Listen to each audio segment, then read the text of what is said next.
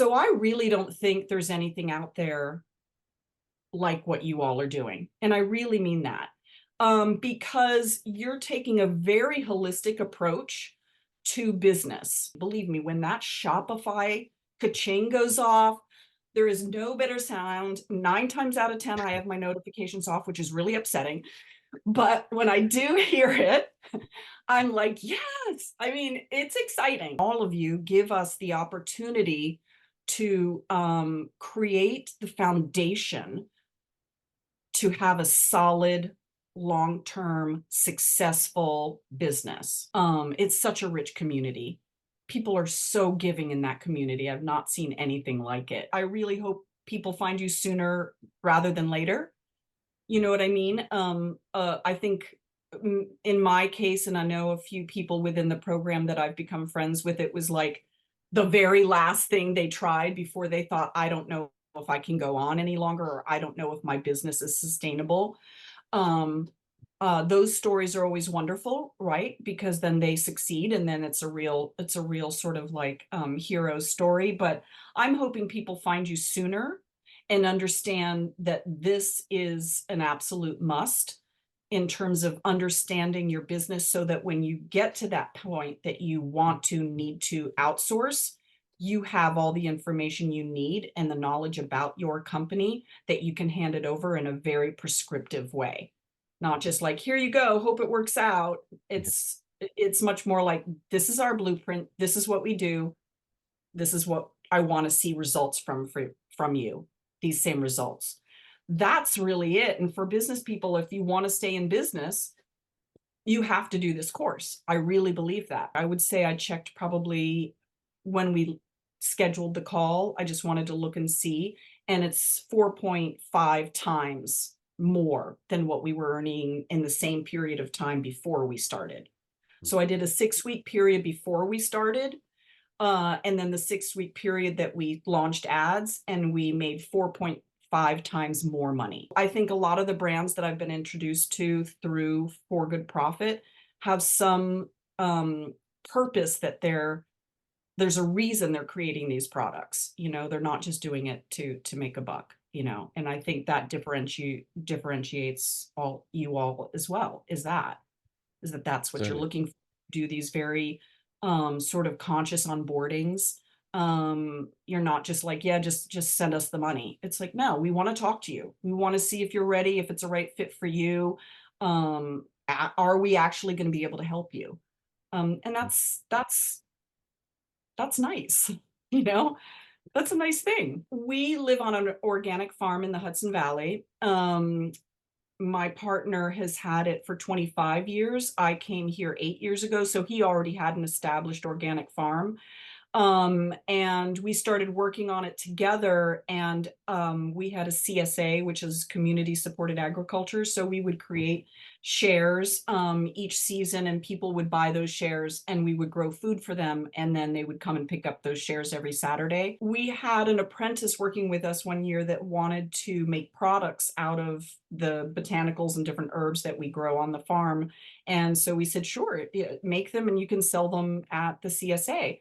And they did, and they sold out like instantly. People had no problem spending the money for them. And it was just like, oh, light bulb moment. We had so much fun in sourcing all of it, the design, the packaging design, and creating the website and making the products, and then going out and speaking about them, that it made sense for us to have this sort of very organic, very sustainable beauty brand. But also from the beginning, it was about wellness. It was about taking time, especially after COVID happened, like really taking time to care for yourself in a myriad of ways. We were launched 3 months before COVID.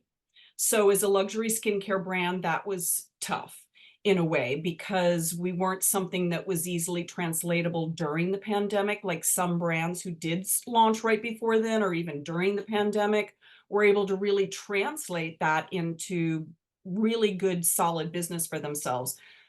We weren't really able to do that. Our brand, we grow the majority of the ingredients on our organic farm.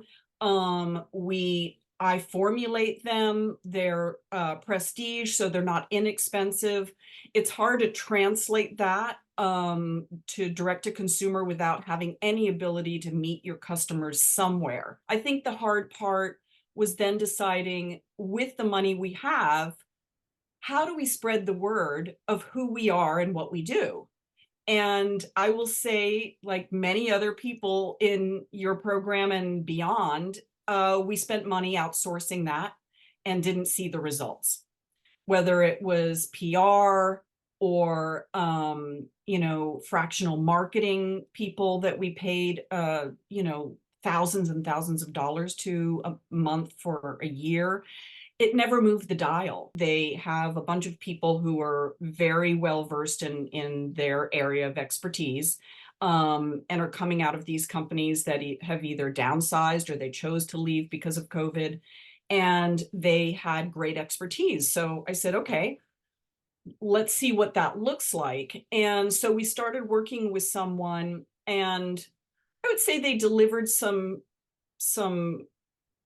information. I would say it was basically a spin on things we already knew, but I was like, okay, well, that's nice. That's a pretty presentation. Let's see what else you can do. Maybe I just need to give it more time. Maybe 3 months is not long enough. So let's expand this and let's see. And what are the deliverables? But I didn't really understand to get those kind of deliverables, to ask for, okay, every month, what is it we're accomplishing? How is it moving the dial? What do we want to accomplish? It was just sort of $5,000, $5,000, $5,000, month after month after month.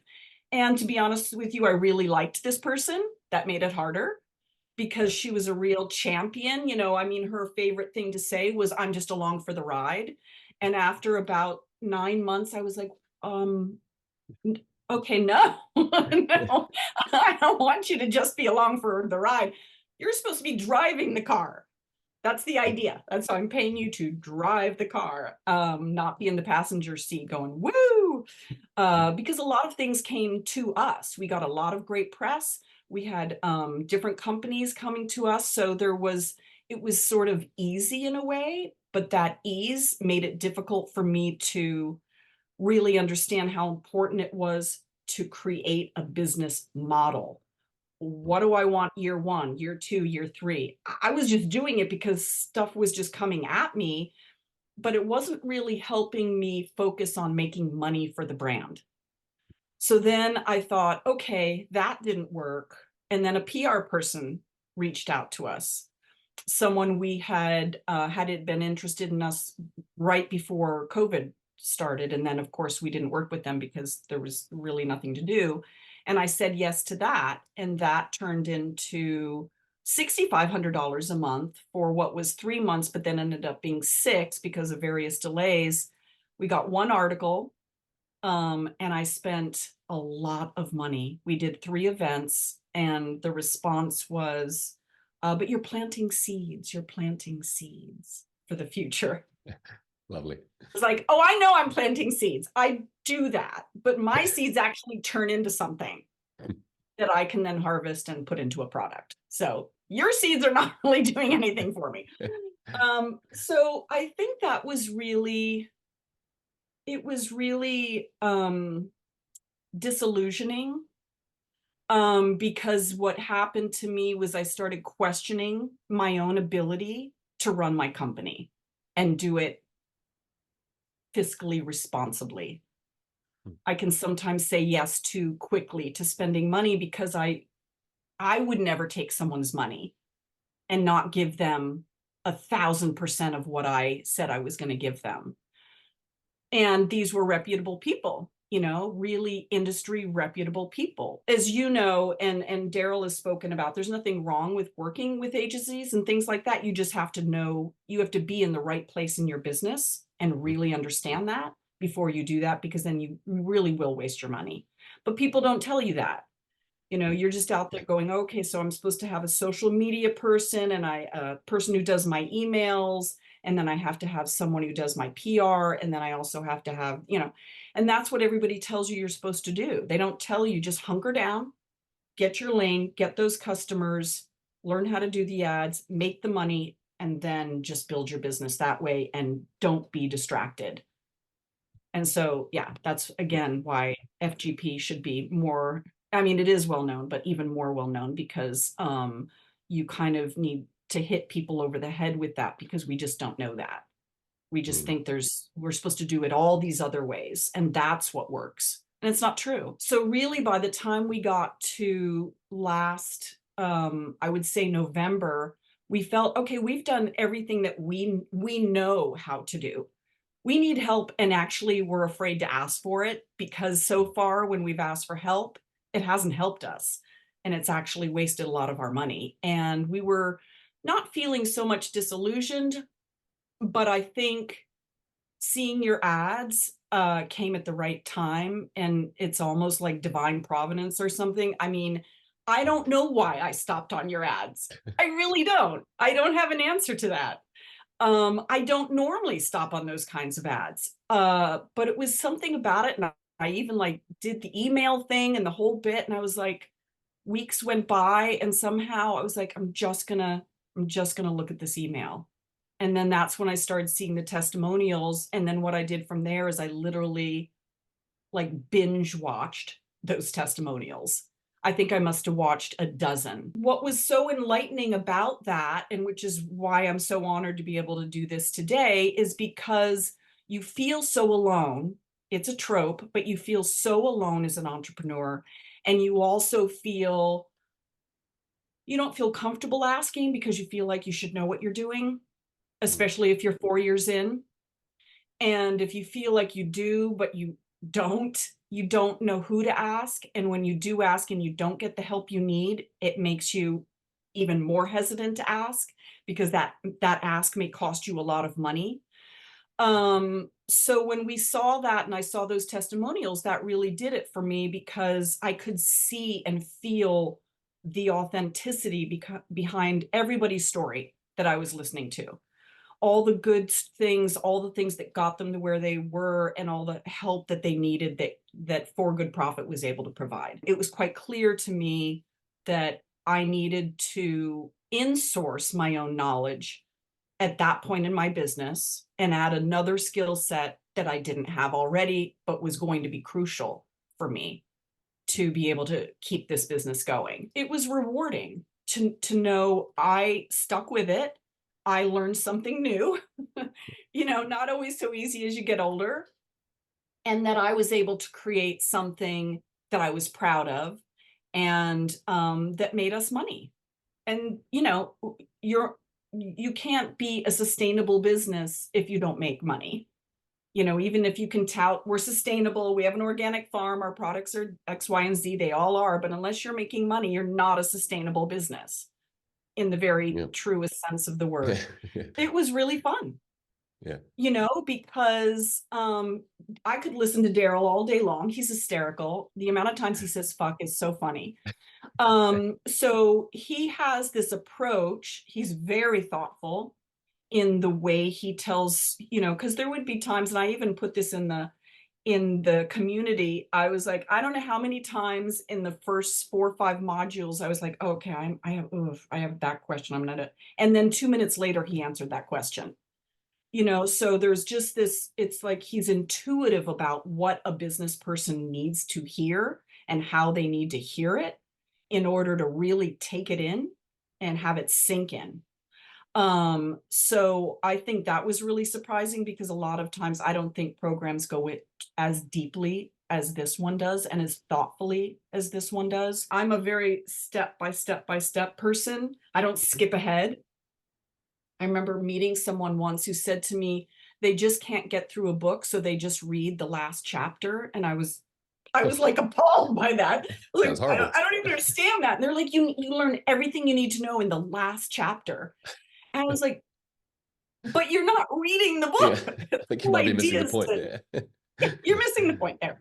Yeah. So it's the same with this. It's that you take it so methodically through each thing and it builds and it builds and it builds until you have this tome. You have this book that is yours that you fully understand because you've gone through each module and taken your time with it. There's a bar and it's a high bar, but we all know and we've seen it from people in the community, they reach it.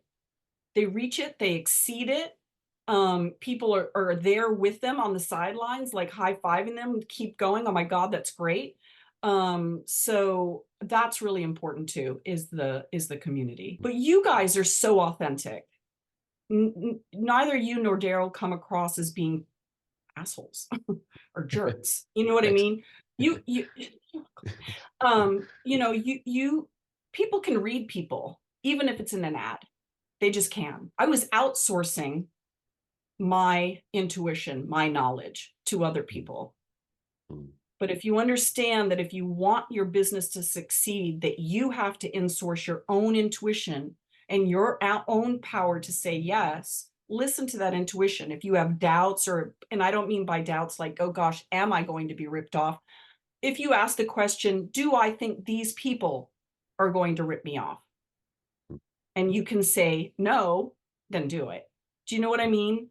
mhm, Like, that's the specific question, is not like, will I be ripped off? It's like, will these people not give me what they say they're going to give me? And I don't think there's any way you can look at any of those testimonials and think, no, I'm not going to get what I want out of this program.